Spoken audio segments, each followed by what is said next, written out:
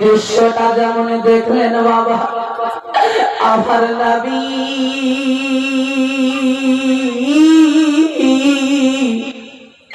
তিনি যেন আলীকে সামনে করে নিয়ে আমার নবী মুস্তাফার চোখ থেকে একেবারে মতির মতো যেন পানি যেন ঝরতে লাগলো। আমার দেওয়া যে নিয়ামত এর উপরে তোমরা শুকরিয়া আদায় করো, কখনো আমার প্রতি তোমরা নাফরমানি করিও না। বিরাদার সামাইন ইকরাম, আল্লাহ রাব্বুল আলামিন এই কোরআনের মধ্যে আমাদেরকে এটাই আল্লাহ বোঝালেন যে আল্লাহ পাক আমাদেরকে আল্লাহর জিকির করার জন্য বলেছেন, এবং আল্লাহর জিকির আমরা যখন করব তো আল্লাহ আমাদের চর্চা করবে। কোন ব্যক্তি যখন ঈমানদার হবে, কোন ব্যক্তি আবেদ হবে, কোন ব্যক্তি যখন আল্লাহ ওয়ালা হয়ে যায়, তখন দেখবেন প্রত্যেকটা মানবের দিলে দিলে তার ভালোবাসাকে আল্লাহ চমকিয়ে দেয়, তার চর্চা করে দেয়। আল্লাহর দেওয়া নিয়ামত আমাদেরকে দিয়েছেন, আল্লাহ বললেন এর প্রতি শুকরিয়া আদায় করো, কোনদিন নাফরমানি করিও না। মুআজ্জাজ সামাইন ইকরাম, আজকে যে জালসা উদযাপিত হয়েছে এটা আপনারা প্রত্যেকেই অবগত। আপনারা জানেন যে আজকে একজন আল্লাহ ওয়ালা যিনি আপনাদের এই চ্যাঙ্গাডাঙ্গার ঘাটতিতে শুয়ে আছেন, ইনার ওসিলাতে আপনারা অনেক উপকৃত হন, এবং একজন আল্লাহ ওয়ালার সঙ্গে মহব্বত করতে গেলে এর উপকার কি বা এর পরিণাম কি হবে কিয়ামতের দিনে, আপনি এর বিনিময়ে আল্লাহ আপনাকে কি দেবেন, এটা হাদিস শরীফের মধ্যে বর্ণিত আছে। ইনশাআল্লাহ তাআলা আপনাকে শোনাবো। মুআজ্জাজ সামাইন ইকরাম, যাই হোক আজকে আমরা এই জালসা মাহফিলে এসেছি, আল্লাহ পাক আমাদেরকে এই জায়গায় আসার তৌফিক দান করেছেন, যে আমরা বড় ভাগ্যবান। পৃথিবীতে তো অনেক মানুষ আছে, অনেক মানুষকে তৈরি করে আল্লাহ পাঠিয়েছেন। আপনাদের গ্রামে আশেপাশে, আপনাদের গ্রামে শুধু এই প্যান্ডেলের মধ্যে যত মানুষ বসে আছেন, শুধু এরাই নয়, আপনাদেরই গ্রামের অনেক মানুষ আজ দেশ বিদেশ থেকে অনেক দেখেন মেহমান এসেছে। কেন? কেউ হয়তো জালসা শুনতে এসেছে, কেউ হয়তো মেলা দেখতে এসেছে, কেউ হয়তো জালসা মাওলানার বক্তব্য শুনতে এসেছে, কেউ আপনার মেলাতে এসে এনজয় করতে এসেছে। অনেক মানুষ অনেক ধরনের আল্লাহ পৃথিবীতে জন্ম দিয়েছেন, কিন্তু আপনারা এই জায়গাতে যারা বসে আছেন, এটা জান্নাতি বাগান। নুজহাতুল মাজালিস কিতাবের মধ্যে লিপিবদ্ধ করা আছে, যে জায়গাতে আল্লাহর জিকির হয়, নবী মুস্তাফার গুণগান হয়, এই জায়গাটা একটা জান্নাতের বাগানে পরিণত হয়ে যায়। জোরে বলুন সুবহানাল্লাহ। তো এই জায়গাতে আজকে আল্লাহ এবং আল্লাহ রাসূলের জিকির হবে, গুণগান হবে। তো এই জায়গাটাতে একটা জান্নাতের বাগানে একটা টুকরা হবে। তো এই জায়গায় যারা বসে আছেন, আপনারা সবচাইতে বড় ভাগ্যবান। খোদার খাস্তা যদি এই জায়গায় কাউরির মওত হয়ে যায়, তো আমার দয়ার নবী মুস্তাফা সাল্লাল্লাহু তাআলা আলাইহি ওয়াসাল্লাম বলেছেন যে ওই ব্যক্তি জান্নাতি হবে, জান্নাতি হবে, জান্নাতি হবে। জোরে বলুন সুবহানাল্লাহ। বিরাদার সামাইন ইকরাম, আল্লাহ রাব্বুল আলামিন পৃথিবীর বুকে অনেক মানুষকে আল্লাহ তৈরি করেছেন, পৃথিবীর বুকে অনেক জাতি ধর্ম, অনেক মাযহাবের মানুষকে আল্লাহ তৈরি করেছেন, কিন্তু আল্লাহ বললেন ইয়া আইয়ুহাল্লাযীনা আমানু তাকুল্লাহা ওয়া কুনু মা'আস সাদিকিন। হে ঈমানদার ব্যক্তিরা, এখানে কোনো খ্রিস্টানকে নয়, কোন জৈন বা বৌদ্ধকে নয়, কোন হিন্দুকে নয়, আপনার কোন লামসাবি, কোন কাদিয়ানি, কোন ওয়াহাবিকে নয়। আল্লাহ রাব্বুল আলামিন এখানে খাস করে ঈমানদার ব্যক্তিকে বলছেন ওয়াত্তাকুল্লাহ, তোমরা আল্লাহকে ভয় করো, ওয়া কুনু মা'আস সাদিকিন, এবং যারা সত্যবাদী তাদের সঙ্গী লাভ করো, তাহলে তোমার জীবনটা সাকসেস হবে। জোরে বলুন সুবহানাল্লাহ। তো আজকে সত্যবাদী পৃথিবীতে কারা? তাদের সঙ্গে মহব্বত করতে হবে, তাদের সঙ্গে ভালোবাসতে হবে। এদেরকে ভালোবাসলে এদের সমস্ত সংস্পর্শে থাকতে গেলে, এদের সাথে উঠা বসা করতে গেলে, এদের কাছে বসতে গেলে আপনার উপকার কি আছে, আপনার কিয়ামতের দিনে আপনার কি উপকার হবে? বেরাদার সময় ইকরাম, আপনি মুসলিম শরীফ খোলেন, এটা সিয়াসিত্তা হাদিস 400 আপনার 24 পৃষ্ঠার মধ্যে লেখা আছে। এই হাদিসের রাবী হযরত আব্দুল্লাহ ইবনে মাসউদ রাদিয়াল্লাহু তাআলা আনহু তিনি বর্ণনা করছেন যে দয়ার নবী মুস্তাফা সাল্লাল্লাহু আলাইহি ওয়াসাল্লাম তিনি একদিন বসে আছেন। আমার নবীর কাছে একজন জৈনিক ব্যক্তি আসার পরে নবীকে জিজ্ঞাসা করলেন, ইয়া রাসূলুল্লাহ, ইয়া হাবিবাল্লাহ, যদি কোনো মানুষকে যদি ভালোবাসে, ভালোবাসা এখনকার যে প্রেম ভালোবাসা, এই প্রেম ভালোবাসা নয়, এখনকার যে ভালোবাসা এটা হচ্ছে দেহের ভালোবাসা, কিন্তু আপনার মনের ভালোবাসার কথা এখানে বলা হয়েছে। যে নবী জিজ্ঞাসা করলেন নবীকে, ইয়া রাসূলুল্লাহ, কেউ কাউকে যদি ভালোবাসে, যদি একজনা পৃথিবীর এক প্রান্তে থাকে আর একজনা যদি পৃথিবীর আরেক প্রান্তে থাকে, তার সঙ্গে যদি সাক্ষাৎ না হয়, তার সঙ্গে যদি মোলাকাত না হয়, ইয়া রাসূলুল্লাহ, তাহলে কিয়ামতের দিবসে ওই ব্যক্তি কেমন ভাবে উঠবে? আমার দয়ার নবী মুস্তাফা সাল্লাল্লাহু তাআলা আলাইহি ওয়াসাল্লাম বললেন, হে আমার উম্মতি শোনো, যে ব্যক্তি যার সঙ্গে মহব্বত করবে, যাকে ভালোবাসবে, যার সঙ্গে যে ভালোবাসা রাখবে, যদি দুনিয়াতে তার সঙ্গে সাক্ষাৎ না হয়, মোলাকাত না হয়, তার সঙ্গে দেখা না হয়, কিন্তু বেরাদার আমার নবী মুস্তাফা বলেছে যে যার সঙ্গে ভালোবাসবে কিয়ামতের দিনে তার সঙ্গে উঠবে। আর যদি আপনি একজন আলেমে দ্বীনকে ভালোবাসেন, একজন আলেমে দ্বীনের সঙ্গে আপনার হাসর হবে, আপনার নাসর হবে। একজন যদি আপনি মুফতি সাহেবকে ভালোবাসেন, কিয়ামতের দিনে আপনার মুফতির সঙ্গে হাসর হবে। আর যদি আপনি গাউসে পাককে যদি আপনি ভালোবাসেন, গাউসে পাকের সঙ্গে আপনার হাসর হবে। কেউ যদি খাজা গরিব নওয়াজকে ভালোবাসে, খাজা গরিব নওয়াজের সঙ্গে তার হাসর হবে। কেউ যদি হযরতে খাজা কুতুবউদ্দিন বখতিয়ার কাকিকে ভালোবাসে, কিয়ামতের দিনে তার সঙ্গে হাসর হবে। আর যদি আপনার চেঙ্গাডাঙ্গার ধরতুরে যে আল্লাহর ওলি শুয়ে আছে, এই আল্লাহর ওলির সঙ্গে কেউ যদি মহব্বত করে, কিয়ামতের দিবসে তার সঙ্গে উঠবে। আমার দয়ার নবী মুস্তাফা বলেছেন, কেউ যদি হযরতে আলীর সঙ্গে মহব্বত করে, কিয়ামতের দিবসে হযরতে আলীর সঙ্গে তার হাসর হবে। জোরে বলেন সুবহানাল্লাহ। মুআজ্জাজ সামাঈন ইকরাম, ये हजरत আলী রাদিয়াল্লাহু তাআলা আনহু কে ছিলেন? যিনাকে ইলমের শহর বলা হয়েছে। আমার নবী বলেছেন, আমি হচ্ছে ইলমের দরিয়া, আর হযরত আলী হচ্ছে ইলমের শহর। মুআজ্জাজ সামাঈন ইকরাম, এই হযরত আলী রাদিয়াল্লাহু তাআলা আনহু তিনি এত জ্ঞান, হযরত আলী রাদিয়াল্লাহু তাআলা আনহু তিনি বলেছেন, তিনি এত বড় তাফসীর কারক ছিলেন যে হযরত আলী রাদিয়াল্লাহু তাআলা আনহু বলেছেন, আমি বিসমিল্লাহর বের নিচে যে ফোঁটাটা আছে, এই ফোঁটার যদি তাফসীর করা হতো, তো ব্রাদার 70টা উটে একটা বোঝা তৈরি হতো। জোরে বলুন সুবহানাল্লাহ। এই হযরত আলীকে, ইনি এত বড় জ্ঞানের মালিক হলেন কোথা থেকে? কোন মাদ্রাসায় পড়েছিলেন? হযরত আলী রাদিয়াল্লাহু তাআলা আনহুর বংশের পরিচয় কি? হযরত আলী রাদিয়াল্লাহু তাআলা আনহু এত উঁচু মাকাম পেলেন কোথা থেকে? বিরাদার, হযরত আলী রাদিয়াল্লাহু তাআলা আনহুর আব্বার নাম হচ্ছে আবু তালিব। হযরত আব্দুল্লাহ এবং আবু তালিব ইনারা দুজনেই এক মায়ের পেট থেকে জন্ম নিয়েছিলেন। ফাতিমা বিনতে আমারের পেট থেকে জন্ম নিয়েছিলেন। এই জন্য আবু তালিব আমার নবীকে ছোট থেকে খুব ভালোবাসতেন। যেখানে উনি ঘুমাতেন সেখানে আমার নবীকে ঘুম পাড়াতেন। আমার নবী মুস্তাফাকে অত্যন্ত ভালোবাসতেন। আমার নবী হযরতে দয়ার নবী মুস্তাফা সাল্লাল্লাহু আলাইহি ওয়াসাল্লাম একদিন ফাতেমা বিনতে আসাদের বাড়িতে আমার দয়ার নবী মুস্তাফা সাল্লাল্লাহু আলাইহি ওয়াসাল্লাম, এই ফাতেমা বিনতে আসাদ আমার হযরতে আলী রাদিয়াল্লাহু তাআলা আনহুর আম্মি জান ছিলেন। আগেকার জামানাতে যে কাবা শরীফ ছিল, এই কাবা শরীফে তারা প্রদক্ষিণ করত। এই কাবা শরীফের মধ্যে 360টা বুত রাখা ছিল।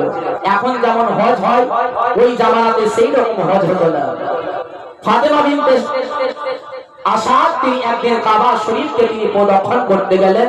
পেটের মধ্যে আমার শেরে আলী খোদা হযরতে হায়দার কাররার রাদিয়াল্লাহু তাআলা আনহু তিনি বিরাজমান করেন। সামাইনি গেরাম বাদরা ভাইরা ও মুসলমানেরা ও ঈমানদারেরা, পেটের মধ্যে যখন কোন একটা সন্তান যখন বিরাজমান করে, সেই জনমদুখিনী মা, এই গর্ভধারিণী মা যেদিন থেকে পেটের মধ্যে সন্তান আছে, আমার জননী মা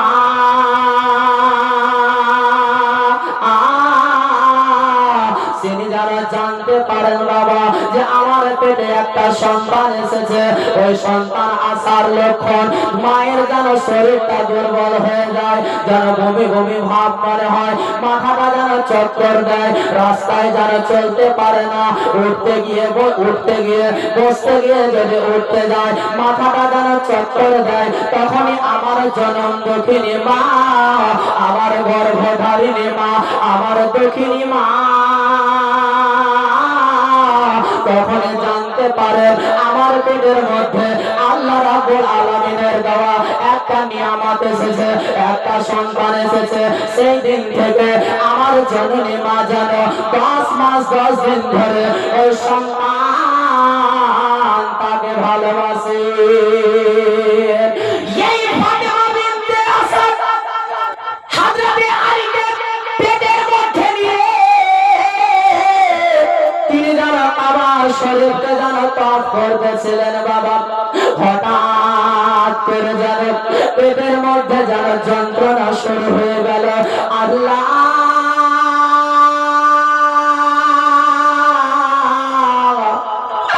ও আমার আল্লাহ, আল্লাহ গো,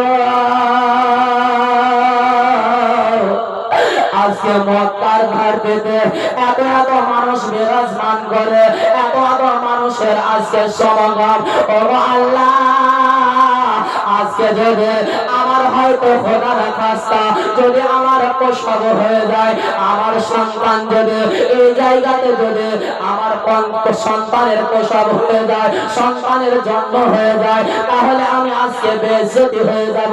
ও আল্লাহ, অত ইজ্জমান কাসা, অত জিল্লমান কাসা, আল্লাহ তুমি হচ্ছে ইজ্জতের মালিক, তুমি হচ্ছে জিল্লাতের মালিক। ইয়া রাব্বুল আলামিন, আজকে যে সন্তানটা আমার পেটের মধ্যে আছে, আর সন্তানটা কোনো মামুলি সন্তান না, তার ইঙ্গিত দেখে, তার আলামত দেখে আমি জননী মা যেন বুঝতে পেরেছে আল্লাহ গো, ও আমার আল্লাহ, তুমি একটা কোন এমনই একটা কারিশমা করে দাও, এমনই একটা কোন তুমি কারিশমা করে দাও যেন আমার ইজ্জতটা বেঁচে যায়। আমার সন্তান হয়তো এখনই প্রসব হবে, এখনই আমার পেটে যন্ত্রণা উঠেছে। আমার আল্লাহর কাছে ফাতেমা বিনতে আসাদ যখন তিনি দোয়া করলেন বাবা, আর আল্লাহ সঙ্গে সঙ্গে এই মায়ের দোয়াটাকে কবুল করে নিলেন। সেই জননী মা আল্লাহ এমন তাকে দুনিয়াতে তৈরি করেছে, আমার জননী মায়ের মুখ থেকে যখন দোয়াটা বাইর হয়, আপনার সুইট টিপলে যেমন বল জ্বলতে যতটা দেরি হয়, আমার মায়ের মুখ থেকে দোয়া বাইর হলে আল্লাহ তার চাইতে বেশি আল্লাহ রাব্বুল আলামিন কবুল করে নেয়। আজ মায়ের চোখে ঝরলে পানি, আল্লাহর আরশ কেঁপে যায়, কাঁদে না কাঁদে না যেন মা, কাঁদে না কাঁদে না যেন মা। তো জোরে বলুন সুবহানাল্লাহ। আপনারা সুবহানাল্লাহ এমন ভাবে বলছেন যেন মনে হচ্ছে যে এখানে কোনো মাইয়া হয়েছে, একটু জোরে বলুন সুবহানাল্লাহ। আর কাঁদে না কান্দে না যেন মায়, আর মায়ের চোখে ঝরলে পানি আল্লাহর আরশ কেঁপে যায়। কাঁদে না কান্দে না যেন মা, কাঁদে না কান্দে না যেন মা। সন্তান রে তোর মায়ে করলে মোনাজাত, ফেরাতে পারেন না প্রভু এ মায়ের দুটি হাত, ফেরাতে পারেন না প্রভু এ মায়ের দুটি হাত। আর মায়ের পায়ের তলাইতে সে কথা ভুলো না, কাঁদে না কাঁদে না যেন মা, কাঁদে না কাঁদে না যেন মা। তো চাচিয়ে বলো সুবহানাল্লাহ। আরে বিদেশের পাশে যখন সন্তান মারা যায়, সবার আগে জানেন তাহার এ জনম দুঃখী মা, সবার আগে জানেন তাহার এ জনম দুঃখী মা। আর সেই মায়ের কষ্ট কেহ দিও না এ দুনিয়ায়, কাঁদে না কান্দে না যেন মা,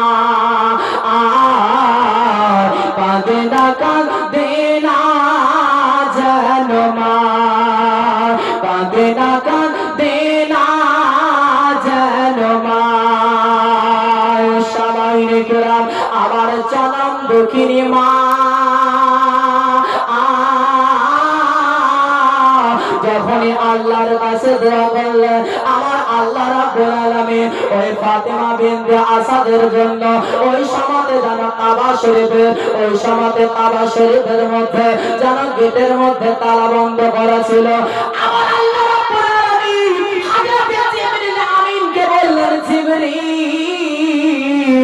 যাও গো যাও, দুনিয়াতে চলে যাও, ওই মক্কার ঘাট থেকে চলে যাও, আর আমার নবী মুস্তাফার চাচি জানের জন্য, ফাতেমা বিনতে আসাদের জন্য ওই কাবা শরীফের দেওয়ালটাকে ফাটিয়ে দাও।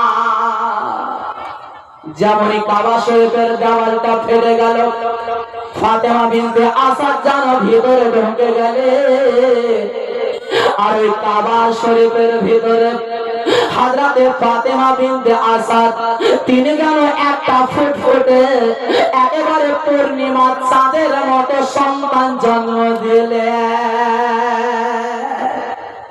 একজন জননী মা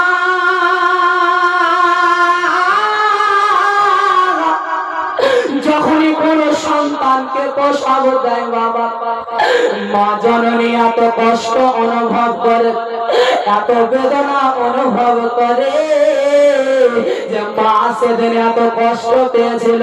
মওতের সময় ইসরাইল আলাইহিস সালাম যখনই কাউরির জানকে হরণ করে, জানখানাকে বাহির করে, আত্মাখানাকে বাহির করে, ওই সময়তে মৃত্যু ব্যক্তির যতটা কষ্ট হয়, মৃত্যু ব্যক্তির যতটা কষ্ট হয়, তার বেদনা হয়, মৃত্যু ব্যক্তির যতটা যন্ত্রণা হয়, আমার জনম দুঃখিনী মা ওই বাচ্চা জন্ম দেওয়ার সময় মা যেন অনুভব করে।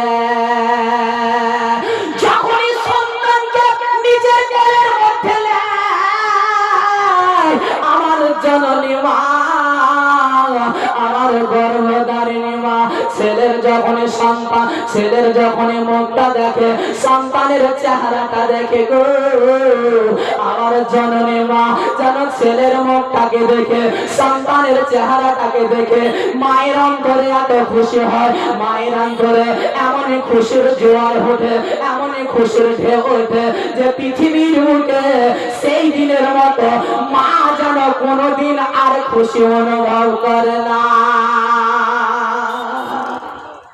কিন্তু আমার জননী মা ওই সন্তানকে কোলে করে নিয়ে, বাচ্চাটা চাহে কানা হোক চাহে খোরা হোক চাহে আপাহিজ হোক যেমনই হোক না কেন, মা যখন জন্ম দিয়েছে তখন মা ওই সন্তানটাকে কোলে করে নিয়ে মা নিজের বুকের জ্বালাটাকে মিটিয়ে যায়। এদিকে গেল ফাতেমা বিনতে আসাদ, বাচ্চা জন্ম দেওয়ার পরে সন্তানকে কোলে করে নিলেন গো, কিন্তু সন্তানটাকে কোলে করে নিয়ে আসে, সন্তানটা যেন নড়াচড়া করে না, সন্তানটা যেন চোখ দুটোকে বন্ধ করে আসে, কোনো কান্না করে না, একেবারে চুপচাপ হয়ে আসে। আমার জননী মা এই দেখে যেন এতদিন টেনশন হয়ে গেল, এতদিন নিজেকে দুর্বল ভাবলেন, ও আল্লাহ যদিও তুমি আমাকে একটা সন্তান দিলে, তুমি আমাকে একটা নয়নের তারা দিয়েছো, একটা পূর্ণিমার মতো চেহারা আমার সন্তান দিয়েছো, কিন্তু হয়তো আমার সন্তানটা অন্ধ জন্ম নিয়েছে। এই দিকে হযরত আলী আল্লাহর কাছে প্রার্থনা করেছিলেন, আল্লাহ ওগো আমার আল্লাহ, তুমি আমার চোখকে কতক্ষণ পর্যন্ত খুলিও না। ওগো আল্লাহ, দুনিয়াতে কোন সন্তান যখন জন্ম নেয় সর্বপ্রথম ওই সন্তানটা তার মায়ের চেহারা দেখে, তার দাদির চেহারা দেখে, তার নানির চেহারা দেখে, তার দাদার চেহারা দেখে, তার আব্বার চেহারা দেখে। ইয়া আল্লাহ গো, আমি হযরতে আলী দুনিয়াতে যখন যাব, আমি দুনিয়াতে চোখটাকে খুলবো, আমার সামনে যেন সর্বপ্রথম আমি দয়ার নবী মুস্তাফার চেহারাটাকে দর্শন করতে পারি। হযরতে আলী যেন চোখ বন্ধ করে আছেন, আমার দয়ার নবী মুস্তাফার কাছে তিল খবর পৌঁছে গেল, আমার নবী মুস্তাফা তিনি যেন ওই কাবা শরীফের কাছে এলেন। বাবা, আমার নবী দেখছেন কাবা শরীফটা যেন বন্ধ করা আছে, চাবি নাই, কাউরির কাছে চাবি নাই, কাবা শরীফটা খুলবে কি করে? বেরাদার, আমার নবী মুস্তাফাকে আল্লাহ পৃথিবীর বুকে রহমত করে পাঠিয়েছেন, আমার নবীকে এত পাওয়ারফুল করে পাঠিয়েছেন, বৈজ্ঞানিকের বৈজ্ঞানিক করে, আমার নবীকে সায়েন্টিস্টের সায়েন্টিস্ট করে, আমার নবী মুস্তাফাকে পৃথিবীর বুকে যত মানুষ আছে, আল্লাহ যত মাখলুকাত তৈরি করেছেন, সমস্ত জিনিসের চাইতে, সমস্ত জিনিসের চাইতে আমার নবী মুস্তাফাকে ভারী করেছে। আমার নবী দাঁড়িয়ে আছেন, তালা খুলবে কি করে?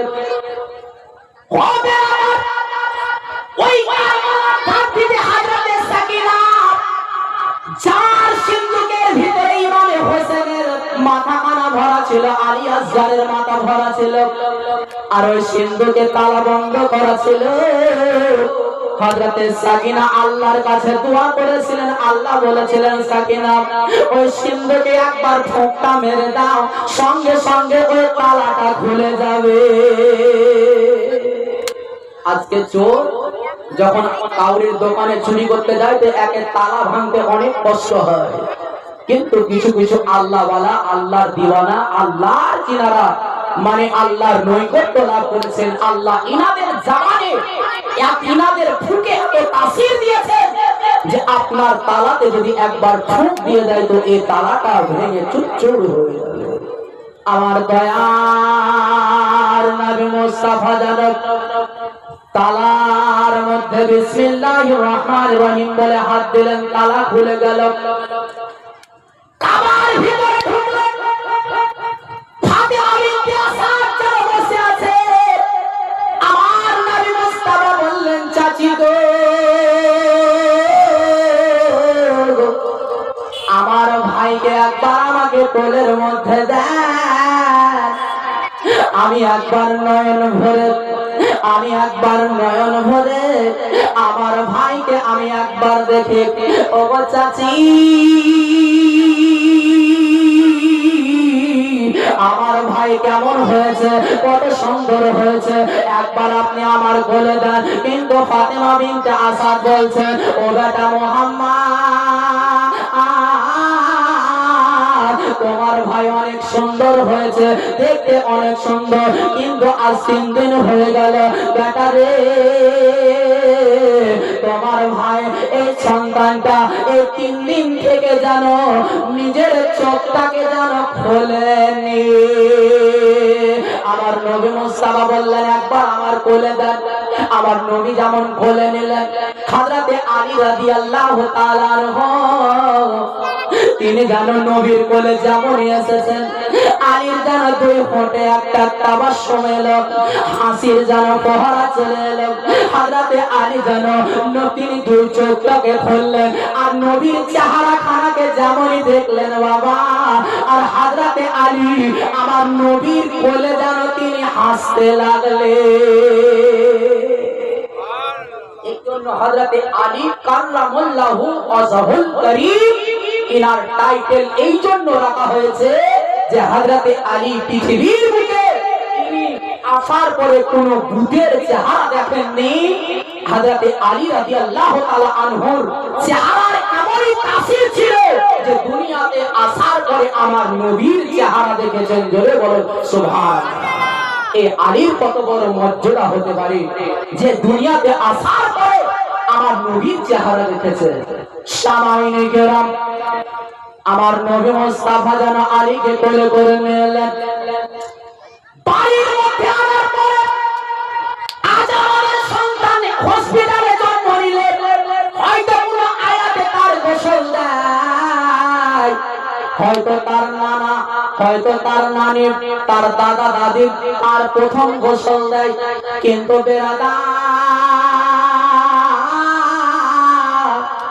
আমার দয়ার নবী মুস্তাফা বললেন, চাচি গো, আমার ভাইকে আমার কাছে দাও, আমি আলীকে আমি সর্বপ্রথম আলীর গোসলটা আমি নবী দেব। আমার নবী একটা যেন থালা নিলেন, এই থালার মধ্যে আলীকে শুইয়ে দিলেন। আমার দয়ার নবী মুস্তাফা নিজের হাত মুবারকে একটা কাটুরা নিলেন, একটা বদনা নিয়ে এক বদনা পানি নিয়ে হযরতে আলী রাদিয়াল্লাহু তাআলা আনহুর যেন সিনা এই মুখ থেকে নিয়ে একেবারে সিনাগুলোকে তিনি ধুইত করে দিলেন। এইদিকে যেন ফাতেমা বিনতে আসাদ তিনি কাজকর্মে লিপ্ত ছিলেন, কোন কর্মে লিপ্ত ছিলেন, বাইরে যেন ঝাঁট দিচ্ছিলেন, অনেক দূরে ছিলেন। আমার নবী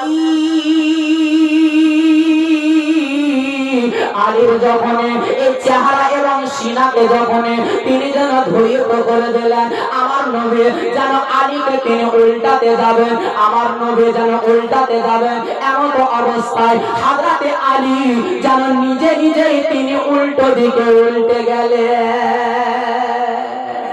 আলী কয়দিনকার ছেলে? মাত্র 3 দিনকার ছেলে। এই দিক ধোয়া হয়ে গেছে, পেছন দিক ধুবে তো আমার নবী উল্টাতে যাবেন, তো হযরতে আলী নিজে নিজেই উল্টে গেলেন। আচ্ছা বলেন, 3 দিনকার সন্তান হারকাত করতে পারে, নড়াচড়া করতে পারবে, উল্টাতে পারবে নিজে নিজে? কোনদিন পারে না, দুনিয়ার ছেলে পারবে না। তাই আমার নবী মুস্তাফা যখন দেখলেন আর আমার নবী মুস্তাফা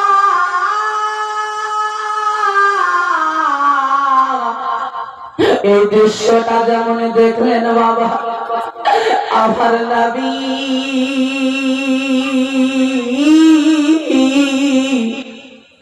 তিনি যেন আলীকে সামনে করে নিয়ে আমার নবী মুস্তাফার চোখ থেকে একেবারে মতির মতো যেন পানি যেন ঝরতে লাগলো।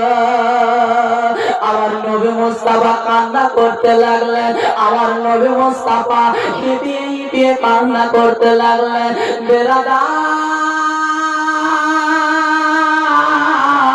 এদিকে যেন ফাতেমা বিনতে আসাদ বলছে, ও বেটা মুহাম্মদ, এইভাবে তুমি তোমার ভাইকে গোসল দিতে দিতে এইভাবে কেন তুমি কান্না করো গো? কেনই বা তুমি কান্না করো? ফাতেমা বিনতে আসাদ যেন কাছে এলেন, আমার নবী মুস্তাফাকে সান্ত্বনা দিতে লাগলেন, ও বেটা মুহাম্মদ, এইভাবে কেন তুমি কান্না করো? আমার নবী মুস্তাফা সেদিন বলেছিলেন, ও আমার চাচিরা, আজকে যে আপনার বেটা হযরতে আলী, যার নাম রেখে দিলাম আলী, চাচি গো, আমি যেমন সারা দুনিয়ার নবীদের সুলতান হয়ে জন্ম নিয়েছে, সারা দুনিয়াতে কম বেশি 1 লাখ বা 2,24,000 পয়গম্বরদের আমি সর্দার হয়ে জন্ম নিয়েছি, ওই রকম আপনার বেটা সমস্ত আউলিয়ায়ে কেরামদের সুলতান হয়ে জন্ম নিয়েছে। সারা দুনিয়াতে যত আল্লাহর ওলি আছে, আল্লাহর ওলি পৃথিবীতে জন্ম নেবে, সমস্ত ওলিদের সর্দার হয়ে আপনার বেটা জন্ম নিয়েছে।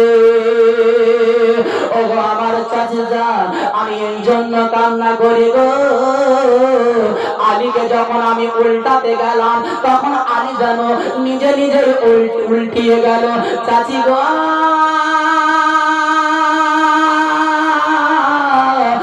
আলীকে যে আমি প্রথম গোসলটা আমি দিয়ে দিলাম, কিন্তু এমন একদিন দিন আসবে 11 হিজরিতে, আমার যেদিন 63 বছর বয়স হয়ে যাবে, ইসলাম যখন মোকাম্মল হয়ে যাবে, ইসলামে 6 লক্ষ, কম বেশি 6 লক্ষ মানুষ ইসলাম ধর্ম গ্রহণ করবে। ও আমার চাচি যান, সেই দিন যেন আমি ইন্তেকাল করে কবরে যেদিন চলে যাব, আর শেষ গোসলটা যেন আপনার সন্তান হযরতে আলী আমার গোসলটা দেবে। আমার গায়েবের সংবাদদাতা নবী, আমার ভবিষ্যতের বক্তা নবী, ভবিষ্যতের কথা বললে ওয়ালা নবী, হযরতে আলী মাত্র 3 দিনকার সন্তান, আর নবী বলছেন আমার শেষ গোসল দেবে। হযরতে আলী যখন বড় হয়ে গেলে, আমার নবী মুস্তাফা বলেছিলেন, আলী, আমি যেমন তোমার প্রথম গোসল আমি তোমার দিয়েছি গো, আমি যেদিন ইন্তেকাল করে যাব, আমার শেষ গোসলটা তুমি ছাড়া আর পৃথিবীর কোন মানুষ যেন না দেয়। একটা মানুষকে মৃত্যু যখন হয় তখন এই মানুষটাকে গোসল দিতে কজনের প্রয়োজন হয়? 3টা মানুষের প্রয়োজন হয়, একটা মাথার দিকে, একটা মধ্যে, একটা পায়ের দিকে, 3টা মানুষের প্রয়োজন হবে। কিন্তু আমার নবী আলীকে বলছেন, আলী, তুমি ছাড়া আমাকে কেউ যেন গোসল না দেয়। হযরতে আলী সেদিন জিজ্ঞাসা করেছিলেন, ইয়া রাসূলুল্লাহ, ইয়া হাবিবাল্লাহ, নবী গো, একটা মানুষকে গোসল দিতে গেলে 3 জনের প্রয়োজন, ইয়া রাসূলুল্লাহ, আমি একাই কেমন করে গোসল দেব? আমার নবী বলেছিলেন, আলী শোনো, তুমি গোসল দেবে, আমাকে উল্টাতে হবে না, আমার উপরে তুমি পানি ঢালবে, তুমি শরীরে তুমি হাতটাকে বোলাবে, আমি নবী মুস্তাফা, আমি নিজেই জানো গোসল দেওয়ার সময় আমি নিজেই উল্টে যাব, আমাকে উল্টানোর প্রয়োজন হবে না। আমার নবী মুস্তাফা সাল্লাল্লাহু তাআলা আলাইহি ওয়াসাল্লামের প্রাণটা বেরিয়ে গেছে, আমার নবী তবুও জিন্দা আছেন।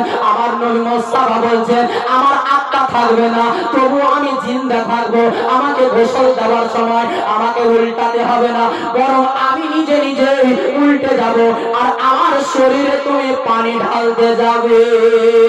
এই জন্য আল্লাহ হযরত কাঞ্চুল ইমাম মুহাম্মদ রাদিয়াল্লাহু তাআলা আনহু বলেন, তো জিন্দা হে ওয়াল্লাহ, তো জিন্দা হে ওয়াল্লাহ, मेरे चश्मे आलम से छुप जाने वाले अल्लाह